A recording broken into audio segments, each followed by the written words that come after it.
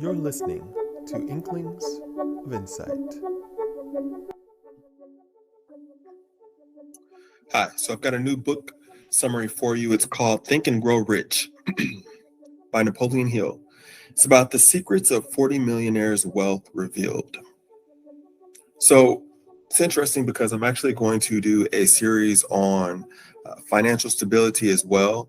So there will be a lot of book summaries that will address on that particular topic. But I'm going to go ahead and talk about this particular book summary, even though it is heavily focused on helping you build your personal wealth.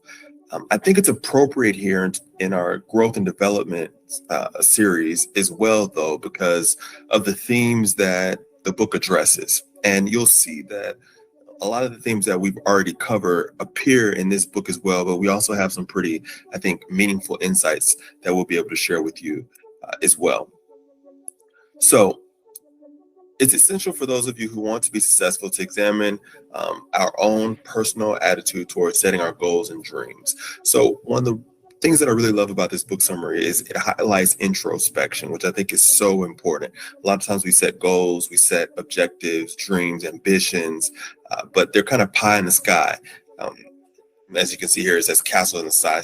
It's the same thing, right? It's like it's very abstract. It's not really something that you have set your mind towards achieving.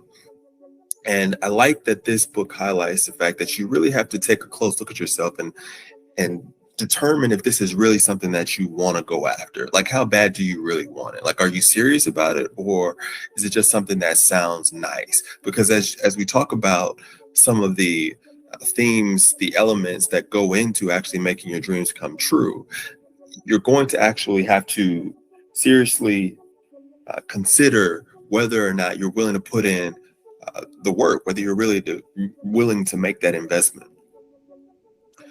The most important basis is a willingness to continue learning throughout your life. Very interesting, right? Because in the last video, we talked about being a lifelong learner. And what I like about this is the fact that it's hammering on the fact that you have to be intentional, and not only intentional, you have to be consistent, because at any given moment, it's so easy for us to fall out of our habits. I know that some of you have probably had like a New Year's resolution and you were doing really good. You had a great routine, and then maybe you had a trip or you had to travel somewhere. And all of a sudden, when you got back from that trip, because you had been knocked out of your routine, you lost focus, and it was really hard for you to build that momentum up again. I say that to say you have to be really, really intentional about being prepared for those moments and the mental fortitude that's going to go into you being able to fall off the wagon and get right back on it. Have your routine shaken up and you having to adjust and get back into your groove. So you have to always be ready to actively and pointedly expand your knowledge. So I like that this book also focuses on positivity and positive thinking and how it can affect your subconscious.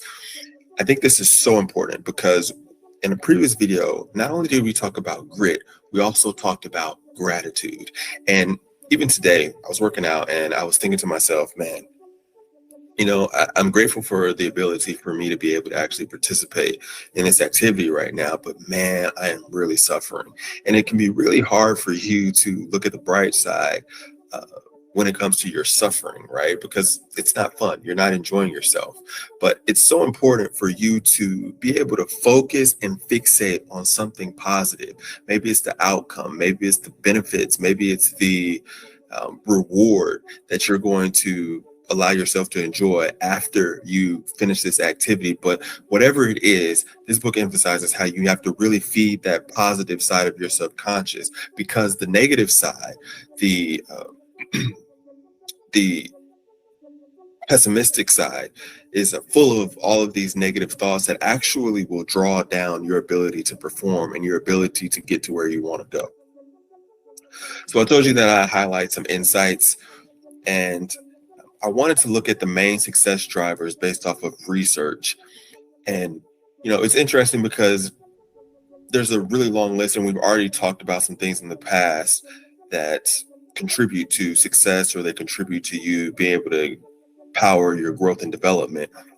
But I wanted to look at the research and see if there are any ones that, are kind of definitively trying to say, hey, what is it that you need to pull in terms of the lever to really get where you want to go.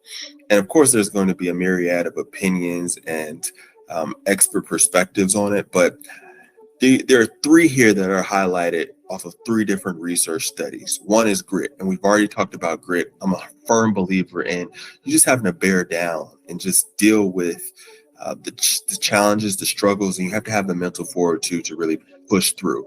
Well, a study by the University of California, Berkeley, found that the most important factor for success is grit. So the ability to persevere. We know a lot of people that have experienced a ton of success. They didn't just get there by being brilliant or really talented. It took a lot of tenacity to really force themselves through the obstacles that were in their way.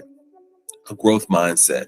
Opposite of a growth mindset is a fixed mindset. So the Harvard Business School has found that the most important success factor is having a growth mindset, which is the belief that your intelligence and your abilities can be developed through hard work and effort. Now, it's interesting because hard work and effort, what does that sound like? Sounds a lot like grit. So thematically, I guess we're seeing, grit come through quite a bit. Something to think about. Lastly, social intelligence. A study by the Stanford Graduate School of Business found that the most important factor for success is social intelligence. That's your ability to understand, interact with people effectively, build networks, make connections. I imagine some emotional intelligence is woven in there as well. So again, I would be remiss if I were not to say that these success factors, of course, are going to vary depending on what particular area you're striving to grow and develop in, right? In some areas, grit might be more important. In some aspects, social intelligence might be like the most important thing that you could possibly do, you know? So this is just something to keep in mind. I hope that it is empowering for you, helpful. Maybe it gives you an inkling of something that you can think about to further optimize your success journey. With that being said, be blessed and best success.